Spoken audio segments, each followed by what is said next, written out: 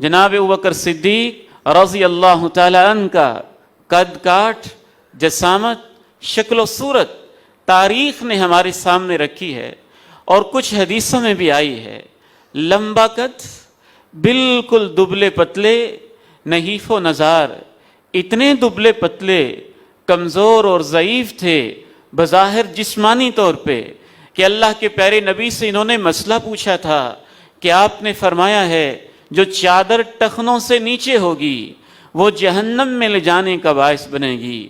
اے اللہ کے پیارے نبی، میرا جسم اتنا کمزور سا ہے کہ میں یہاں باندھتا ہوں تو یہ سرکتے سرکتے نیچے آ جاتی ہے، میرے لیے تو کوئی ایسا مسئلہ نہیں، پریشانے والی بات نہیں۔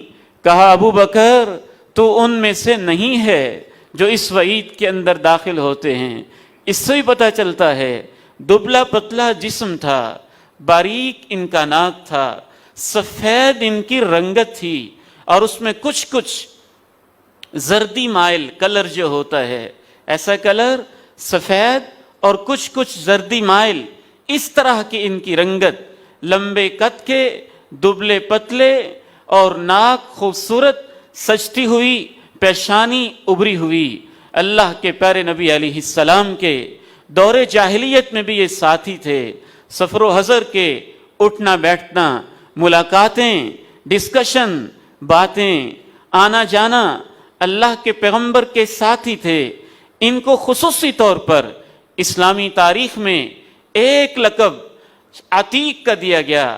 عتیق کا ایک معنی ہوتا ہے خوبصورت چہرے والا، ان کا چہرہ خوبصورت تھا، اس وجہ سے بھی عتیق کہا جاتا ہے۔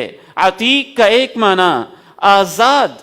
اللہ کے پیغمبر نے ابو بکر رضی اللہ تعالی عنہ سے کہا تھا، ابو بکر اللہ نے تجھے ہمیشہ کے لیے جہنم سے آزاد کیا ہوا ہے، اس لیے ان کو عتیق کہتے تھے۔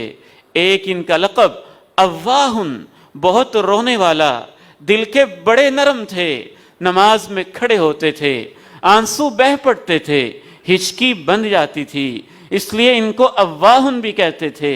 ان کا ایک لقب صدیق بھی ہے، یہ اللہ کے پیارے نبی نے ان کو لقب دیا تھا۔ احد پہاڑ پہ کھڑے تھے، آپ علیہ السلام تھے، جناب ابو بکر، جناب عمر، تھوڑی سی احد پہاڑ میں جنبش ہوئی، فرمایا اسبت، تھم جا احد، انما علیک نبی و صدیق و شہید، تیرے اوپر ایک نبی کھڑا ہے، ایک صدیق کھڑا ہے، اور ایک شہید کھڑا ہوا ہے۔ صدیق جو اپنی ذات میں بہت سچا ہو، صدیق جو پیغمبر کی تصدیق میں سبقت لے جائے، صدیق جو من کا سچا ہو، صدیق جو کردار کا سچا ہو، صدیق جو گفتار کا سچا ہو، صدیق جو ایمان کا سچا ہو، صدیق جس کی صداقت پورے عرب کو تسلیم ہو، صدیق جو اللہ کے پیغمبر کی ہر بات کو مانے، سنتے ہی مان جائے، اتنی مانے، عقل میں نہ آئے پھر بھی مانے، باپ کہے نہیں ماننی پھر بھی مانے، ماں کہے نہیں ماننی پھر بھی مانے۔ نہ باپ نے مانا تھا نہ ماں نے مانا تھا، والدین سے پہلے اور پوری کائنات سے پہلے مردوں میں سے جو اسلام لایا اسے صدیق کہتے ہیں، رضی اللہ تعالی عنہ و ارضا۔ ان کی طرف اشارے تورات اور انجیل کے اندر بھی موجود تھے۔ تورات و انجیل میں اللہ کے پیغمبر کی علامتیں موجود تھیں، تو پیغمبر کے صحابہ کی علامتیں بھی موجود تھیں۔ انسان اپنے ساتھیوں سے پہچانا جاتا ہے۔ اللہ کے پیغمبر علیہ السلام نے بھی ارشاد فرمایا، المرء علی دین خلیلہ، انسان کا دین ویسا ہی ہوتا ہے جیسے اس کے دوست احباب، جیسے اس کی کمپنی، ساتھ بیٹھنے والے لوگ ہوتے ہیں۔ یہ تو اللہ کے قرآن کے اندر بھی موجود ہے۔ اللہ نے بھی قرآن میں بتایا ہے کہ میں نے اپنے پیغمبر کی نشانیاں بھی تورات و انجیل میں بیان کی ہیں، اور پیغمبر کے صحابہ کی نشانیاں بھی تورات و انجیل میں بیان کی۔ محمد رسول اللہ والذین معه اشداء علی الکفار رحماء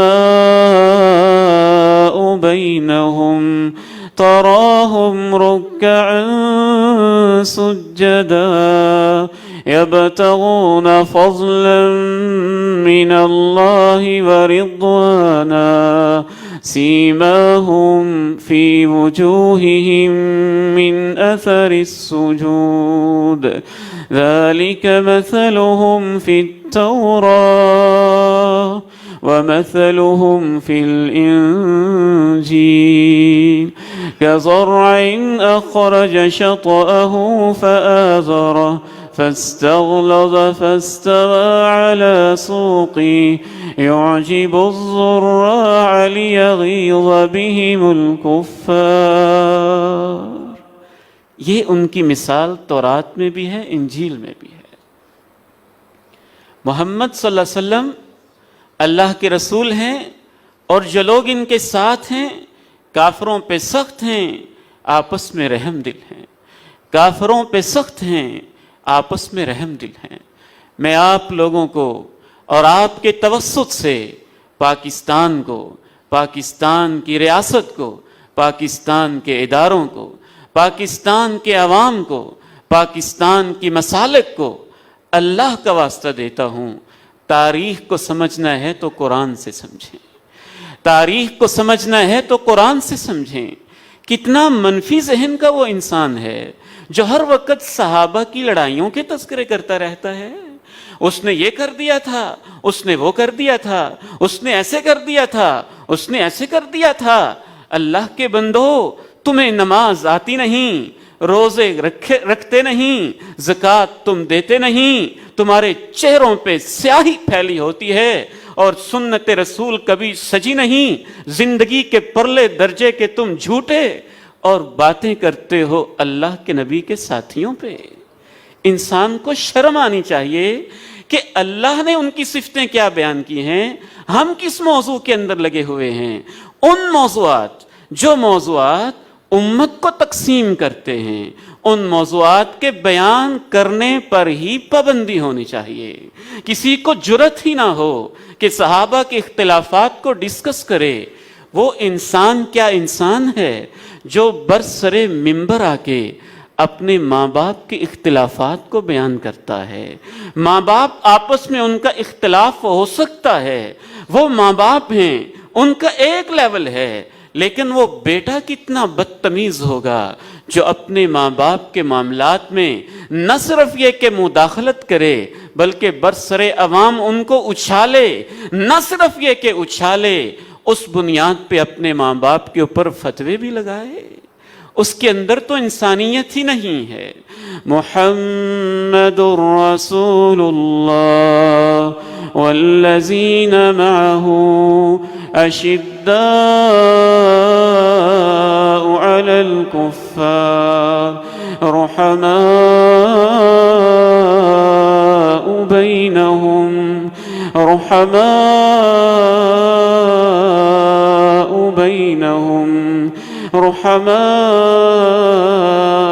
بینہم تراهم ركعا سجدا يبتغون فضلا من الله ورضوانا ويؤثرون على أنفسهم وَلَوْ كَانَ بِهِمْ خَصَاصَةٌ. قرآن تو کہتا ہے میرے پیغمبر کے صحابہ ایسے ہیں، خود بھوکے رہتے ہیں دوسروں کو کھلا دیتے ہیں، خود پیاسے رہتے ہیں دوسروں کو پلا دیتے ہیں.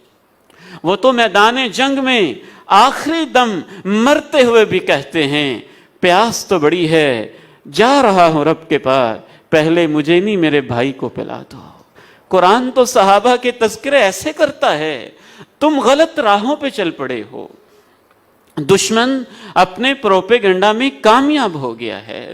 اس کو مجلسوں کا موضوع بنانا، اس کو سوشل میڈیا کا موضوع بنانا، اس کو فیس بک کا موضوع بنانا، اس کو واٹس ایپ کا موضوع بنانا، صحابہ کے اختلافات کو یہ موضوع بنانا ہی اس بات کی دلیل ہے کہ موضوع بنانے والا بدتمیز انسان ہے، وہ انسانیت سے گرا ہوا انسان ہے۔ گزرے ہوئے لوگوں کی خوبیاں بیان کی جاتی ہیں۔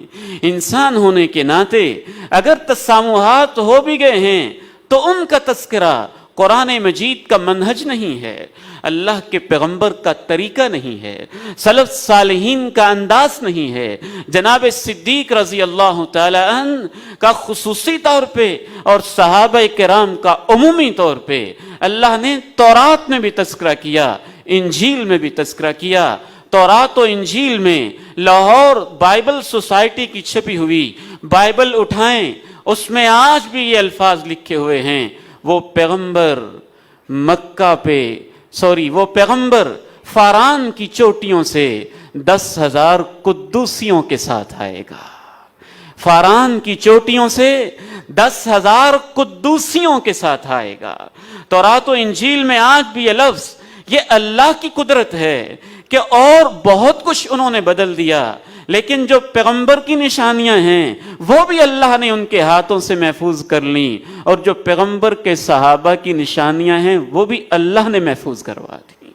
10,000 قدوسیوں کے ساتھ فاران کی چوٹیوں سے آئے گا۔ یہ 10,000 قدوسی، اس سے یقیناً وہ 10,000 صحابہ مراد ہیں جو فتح مکہ پہ موقع پہ اللہ کے پیغمبر کے ساتھ تھے۔ اور اس دور کے اندر بھی اس زبان میں جو الفاظ استعمال کیے گئے اس میں سے ایک لفظ ہے، اس کے ساتھ لوگ صادق ہوں گے، صدیق ہوں گے، سچے ہوں گے۔